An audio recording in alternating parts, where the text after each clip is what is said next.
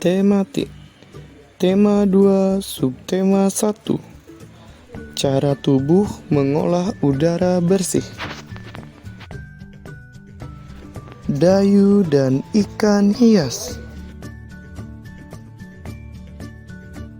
Dayu memelihara banyak ikan hias berjenis ikan mas koki.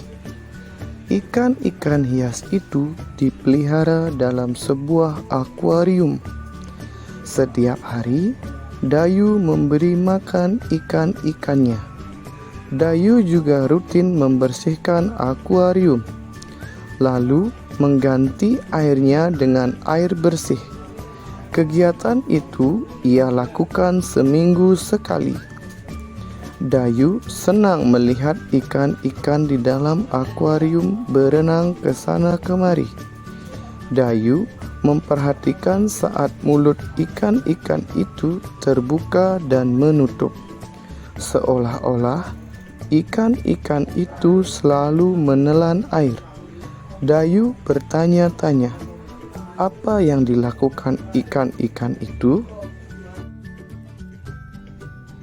Apa nama jenis ikan hias yang dipelihara? Yap, benar.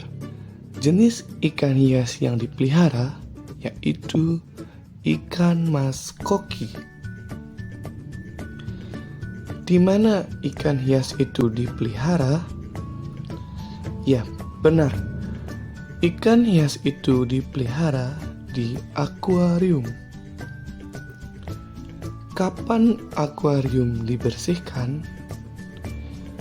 Yap, benar. Seminggu sekali. Apa yang diperhatikan Dayu ketika melihat ikan hiasnya? Yap, benar. Mulut ikan-ikan yang terbuka dan menutup. Pernafasan pada hewan. Yang pertama ada cacing tanah. Yang kedua ada serangga. Yang ketiga ada ikan. Yang keempat reptil. Yang kelima burung. Yang keenam mamalia. Yang ketujuh amfibi. Cacing bernafas melalui permukaan kulit. Kulit cacing sering mengalami basah untuk dapat memudahkan dalam menyerap oksigen. Dengan adanya hal tersebut, cacing sangat menyukai tempat lembab untuk menjaga tubuhnya agar tetap basah.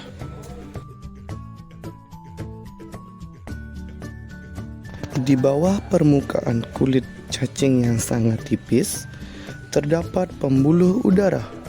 Ketika udara masuk melalui kulit, maka oksigen akan diikat oleh darah. Oksigen yang diikat oleh hemoglobin lalu diedarkan ke seluruh tubuh. Zat sisa pembakaran berupa karbon dioksida dan uap air akan dikeluarkan oleh tubuh melalui permukaan kulit. Serangga merupakan hewan yang bernafas dengan menggunakan trakea. Trakea merupakan lubang-lubang halus yang terdapat pada antaruas bad, sehingga adanya gerak otot yang teratur dan aktif. Maka, udara nantinya akan dapat bergerak masuk ke dalam tubuh serangga lewat trakea.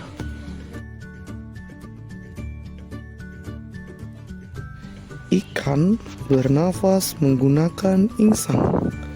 Insang terdiri dari 3 bagian, yaitu yang pertama, giri-giri. Fungsinya untuk menyaring kotoran yang terdapat di air. Yang kedua, lembaran insang. Fungsinya untuk menyerap udara di dalam air. Yang ketiga, lengkung. Fungsinya untuk meletakkannya lembaran insang.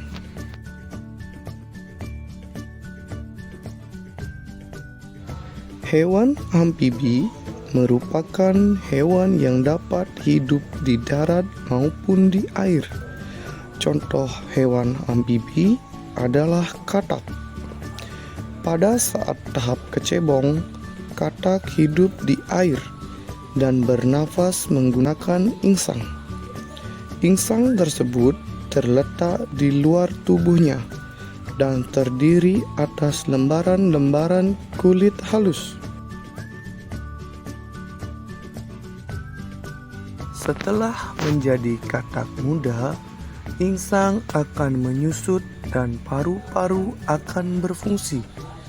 Katak muda tersebut akan tumbuh menjadi katak dewasa yang akan bernafas menggunakan paru-paru. Contoh hewan yang termasuk reptil yaitu ular, cicak, buaya, biawak, dan lain-lain. Hewan reptil bernapas menggunakan paru-paru. Udara akan masuk ke hidung, kemudian tenggorokan, dan ke paru-paru. Paru-paru reptil terletak di dalam rongga dada dan dilindungi oleh tulang rusuk. Pada reptil yang suka hidup di air seperti buaya, lubang hidungnya dapat ditutup ketika menyelam. Dengan itu, maka air tidak akan masuk ke dalam paru-paru.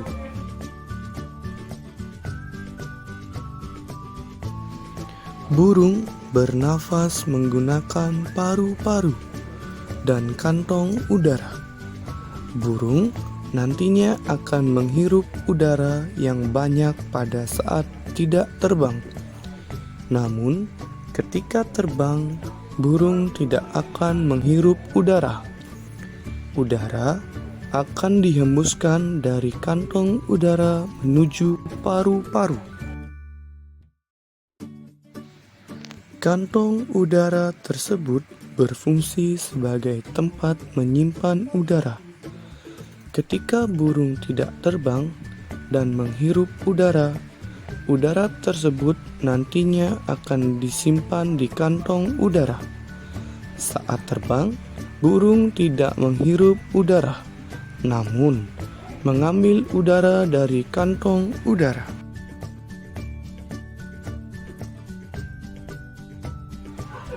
Mamalia merupakan jenis hewan yang menyusui anaknya. Terdapat dua jenis mamalia, yaitu mamalia darat dan mamalia air. Contoh mamalia darat seperti sapi, kerbau, kambing, dan lain-lain. Contoh mamalia air seperti paus, lumba-lumba, dan duyung.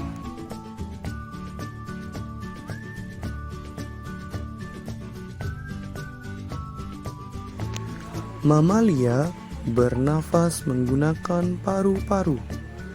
Alat pernapasan mamalia terdiri atas hidung, batang tenggorokan, dan paru-paru.